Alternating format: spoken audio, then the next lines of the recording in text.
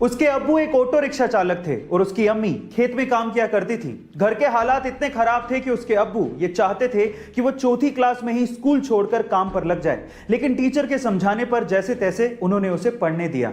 अब पढ़ने तो वो लगा, लेकिन जिंदगी इतनी आसान नहीं थी। अपनी पढ़ाई का खर्च उठाने के लिए उसे होटल में वेटर तक का काम करना पड़ा। एक बार उसके पिताजी से अपने ही हक के पैसों के लिए किसी अधिकारी ने रिश्वत मांग ली।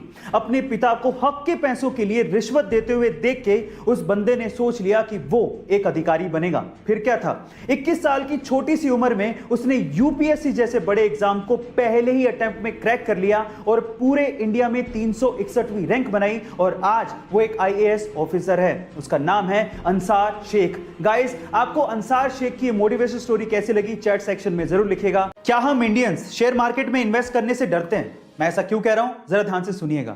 ये तो आपको पता ही है कि अगर आपको शेयर मार्केट में इन्वेस्ट करना है तो आपको एक डीमैट अकाउंट की जरूरत होती है। अब आंकड़े सुनिए, हमारे देश की जनसंख्या है 138 करोड़ और इस 138 करोड़ की जनसंख्या वाले देश में टोटल डीमैट अकाउंट कितने खुले हैं पता है?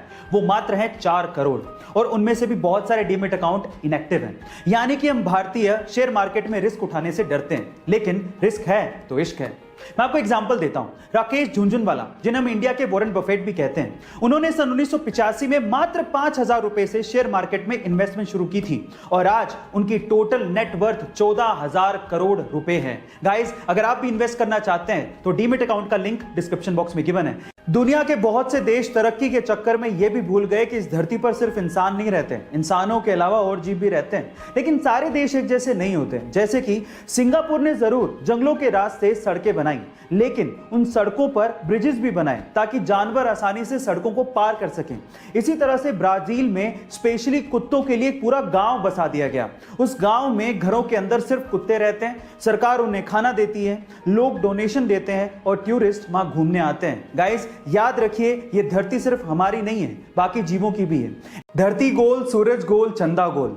अब ये सारी गोल चीजें तो ऊपर वाले ने बनाई हैं, कुदरत की देन है। तो इंसान ने सोचा कि क्यों ना मैं भी दुनिया का सबसे गोल ऑब्जेक्ट बनाऊं, और उसने बनाया भी।